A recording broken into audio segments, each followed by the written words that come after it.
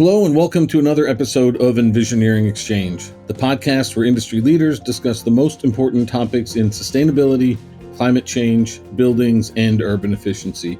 I'm Vic Marinich from Danfoss, and I'm delighted to be the host of this podcast. You can subscribe to our show on Apple Podcasts, Spotify, Captivate, or wherever you get your podcasts.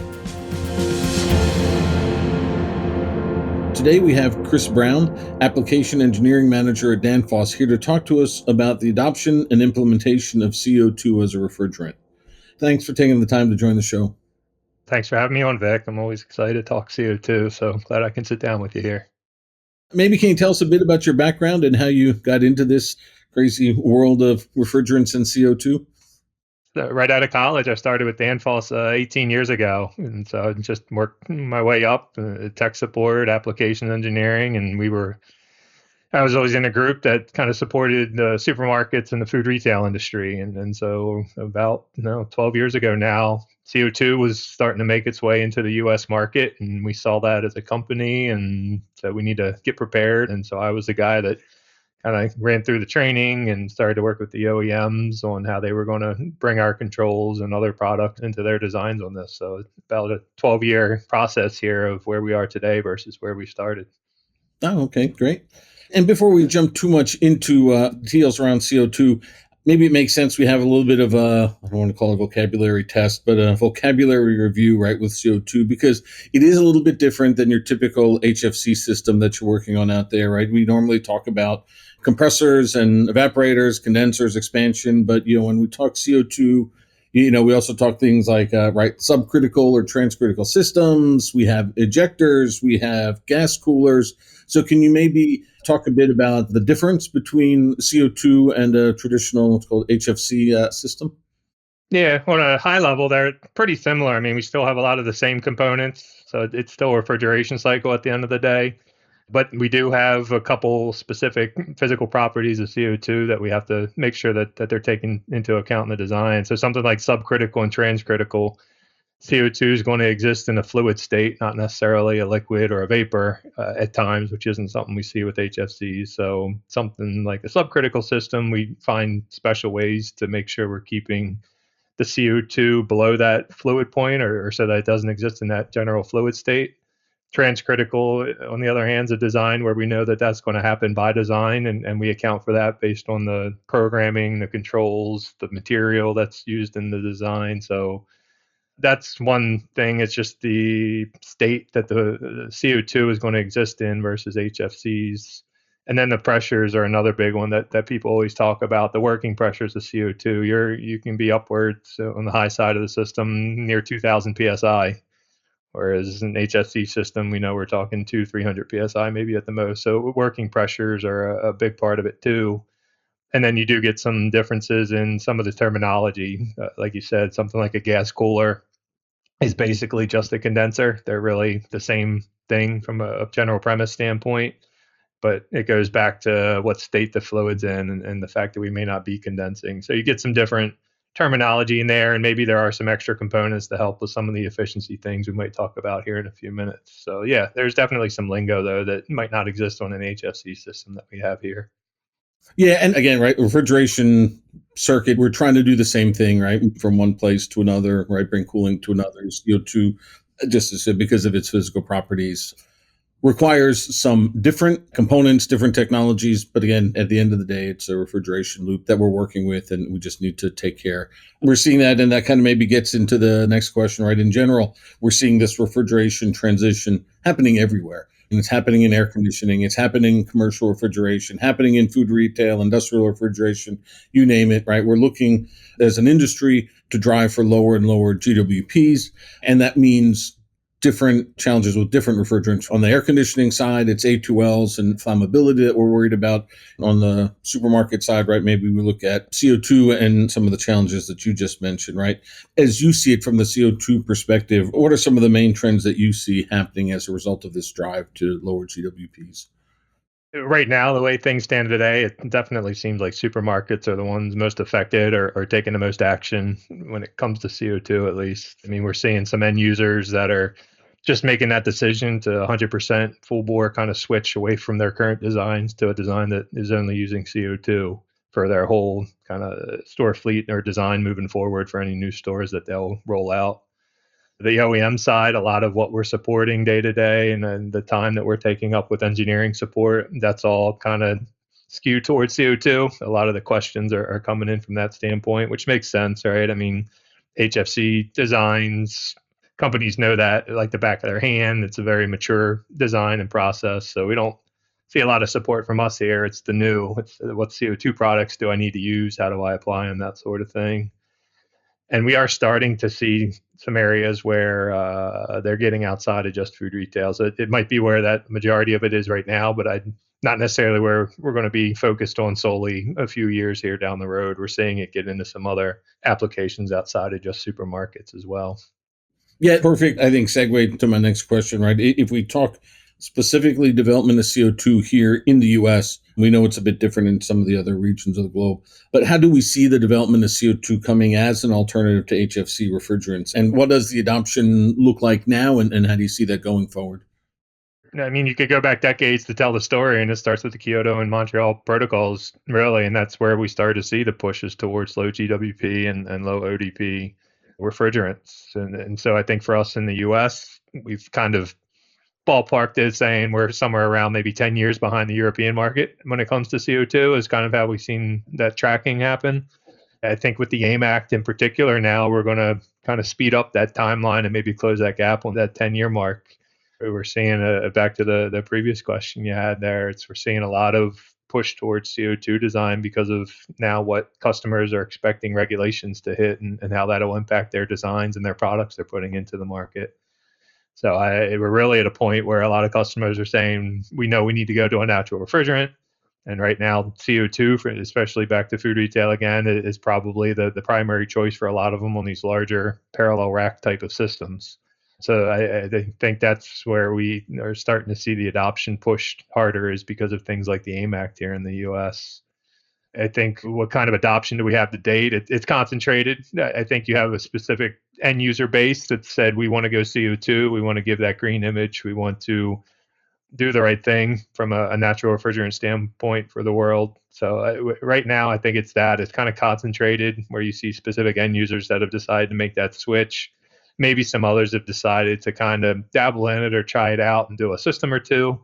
But it's that some have made the full bore switch and some are kind of feeling it out and getting some experience and going through the growing pains of it before they make a full switch or a decision to do that with CO2.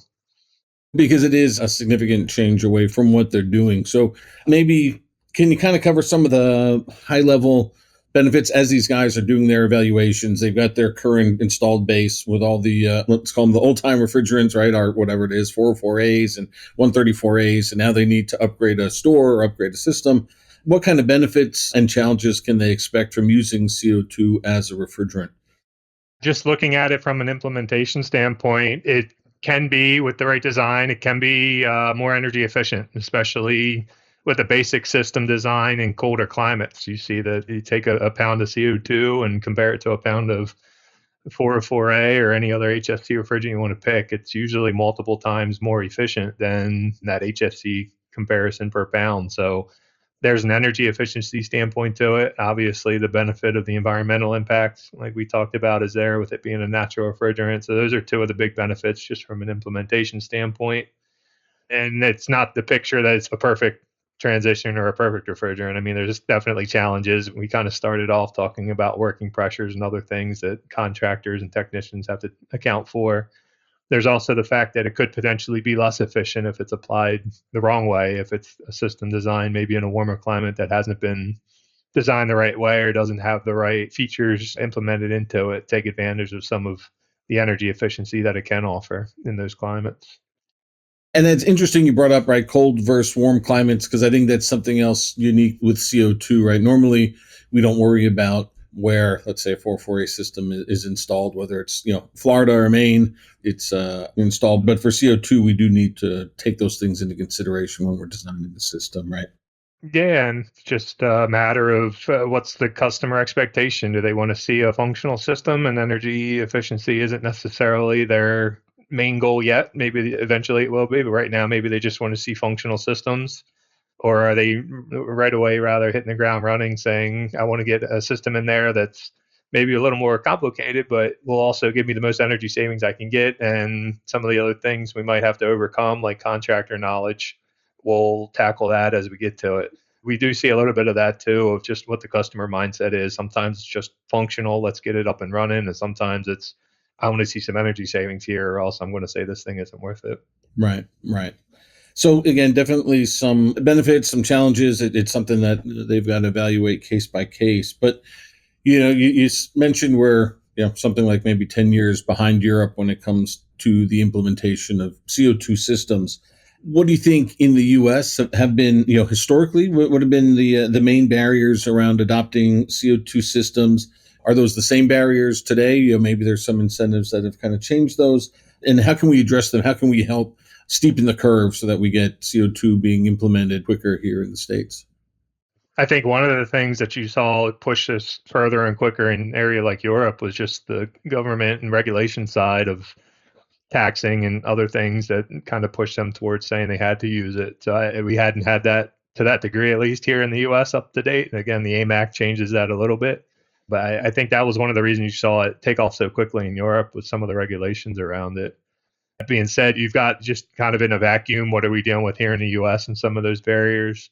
And it is and can be a more complex system. So, again, the ability to make it an energy efficient system in a warmer climate, that comes with some extra components that would have to be built into it. Something like an ejector may have to be added into a CO2 system for it to be equivalent or more energy efficient than the system a customer may have had prior to that. And that obviously comes with the challenges associated with a contractor technician that has to know how to service it, has to know what they're looking at, training, all these things become very, very critical because it is a new system when they step in front of it, and also just how complicated it can be for them seeing it for the first time. More complexity, upfront costs, so that more components, there's that aspect to it as well, and the material because of the higher working pressures, there's parts of the system where we have to use something different than what would be a more traditional copper, for existence, or for example, that's used in a lot of the systems for HFCs. And then again, it's just that it's if we don't design it the right way, it's the energy. It could be an energy penalty, or be it an energy negative compared to what the customer was used to prior to these CO2 systems. And you mentioned a couple of times it's really important that the installers, the contractors are trained and aware and understand what's going on, because it isn't just a typical 404A system or whatever. It's something that's going to be different. So, what kind of technical challenges are you seeing when now these customers are looking to implement a CO2 system, and how can the contractors and customers address those issues? I think just from a design standpoint too would be that critical point that we talked about, where the refrigerant can exist as a fluid, and understanding that the way we control something like the gas cooler fans isn't going to be the same way we control condenser fans. So one big thing is they need to have a good understanding of why the system's doing the things it's doing. And I think training, again, go back to it, that's something we always mention, but training is something that can help close that gap there.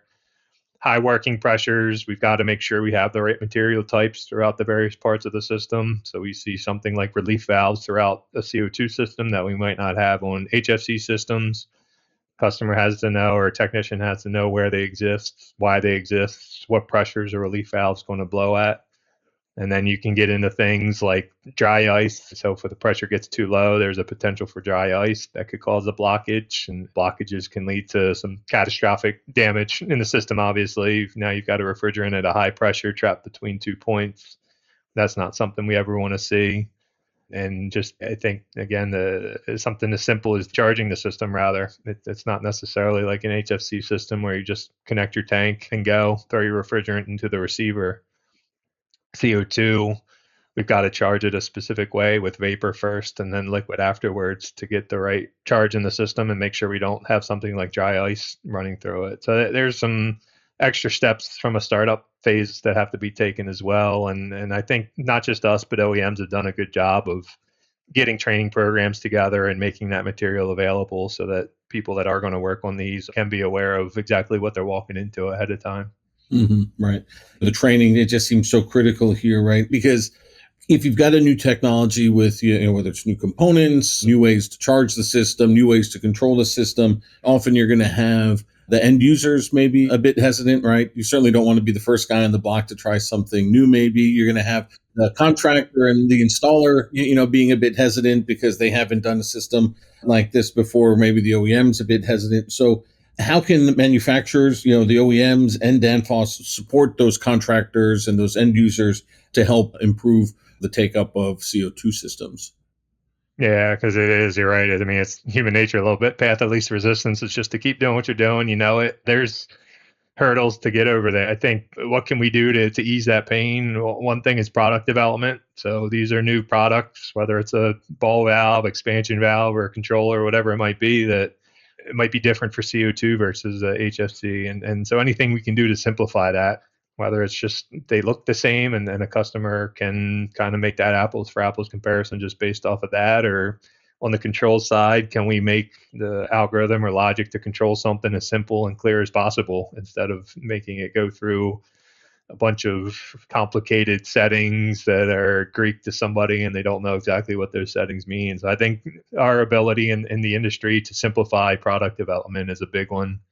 Training is obviously, we could almost use training as an answer to any question on any of these, but training is a big one, and not just offering it, but buy-in on the other end too. Contractors, technicians, I think it's big for them to take advantage of what's out there. I think guys that might just walk into a startup or a project and expect it to be something that they can pick up quickly are going to find that that might not be the case. So I think buy-in and taking advantage of what's out there for training across the board, not just ahead of time, kind of your formal classroom training, but on-site training, a post-startup or a post-job training. I think taking advantage of all those things is going to help speed things along and get contractors and technicians a lot more comfortable with these systems quicker than it would be if they just kind of let it play out and picked up things from one job to the next.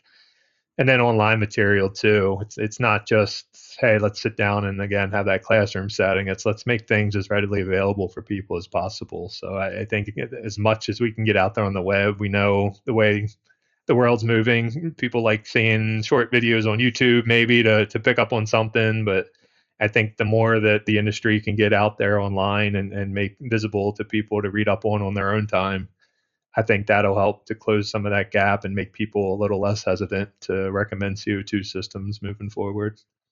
Yeah, I think for sure it's been clear on our discussion that this is a more complicated move, say, than from a 4048 or a 404A to a 448A, kind of refrigerant shift. It's not just a matter of the color of the bottle that the gas is coming out of and some other things. It is a significant change. Again, we're seeing that across the industry, whether it's moving to higher pressure, right? Issues like CO2, or it's, A2Ls or even A3s and flammables.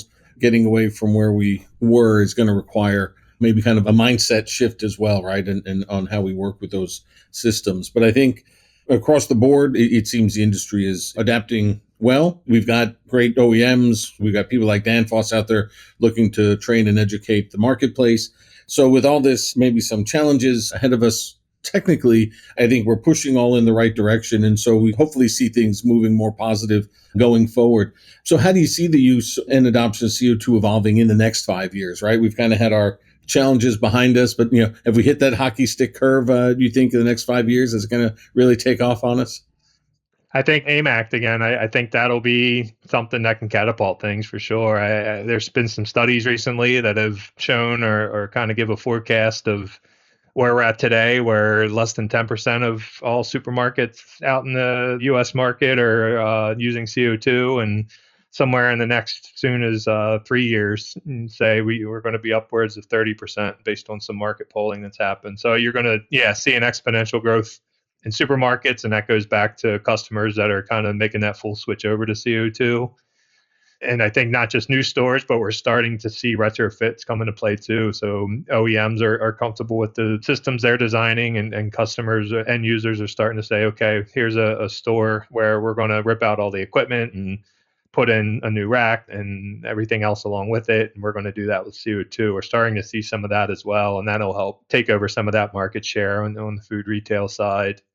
Industrial side, we know that market's 90% ammonia today for industrial refrigeration. That industry, I think we'll start to see CO2 eat into some of that. So I can't say right now from anything out there to give me an impression, is that 5 or 10% of it, or is it going to take half of the market share away? I'd probably go with the smaller of those two estimates and say maybe in the next 5 years, 10 to 20% of the industrial market starts to shift to CO2, especially some of the smaller applications of it. And then HVAC, some of these other smaller markets and applications where you have things like condensing units. We're definitely in conversations where CO2 is going to start to become involved there. And that'll be hand in hand with other things, A2Ls, A3s, propane. We're seeing conversations centered around all three of those refrigerant types when it comes to condensing units. So I think CO2 will definitely be a part of the equation there when it comes to condensing units as well. So definitely not just getting deeper in the existing markets, but also spreading into other markets as well in the future. So good to hear.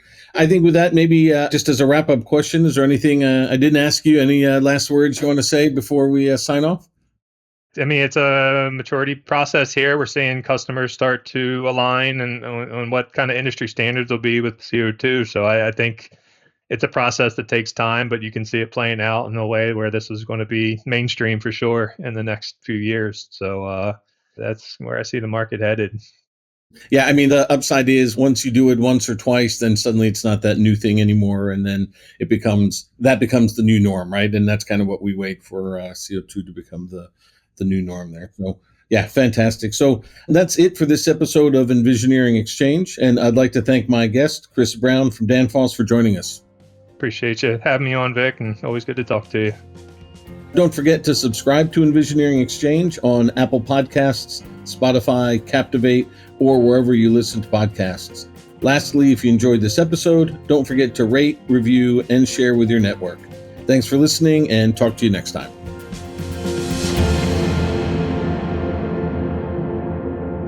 This podcast is for information purposes only. The views, information, or opinions expressed during the EnVisioneering Exchange podcast series are solely those of the individuals involved and not necessarily represent those of Danfoss LLC and its employees. Danfoss LLC is not responsible and does not verify for accuracy any of the information contained in the podcast series available for listening on this site. This podcast series does not constitute professional advice or services. This podcast, including Danfoss LLC and the producers, disclaim responsibility from any possible adverse effects of information contained herein. Opinions of guests are their own, and Danfoss LLC in this podcast does not endorse or accept responsibility of statements made by guests. This podcast does not make any representations or warranties about the guest qualifications or credibility. Individuals on this podcast may have a direct or indirect financial interest in products or services referred to herein. This podcast is available for private, non-commercial use only. You may not edit, modify, or redistribute this podcast. The developers of the EnVisioneering Exchange podcast site assume no liability for any activities in connection with this podcast or for use of this podcast in connection with any other website, computer, or playing device.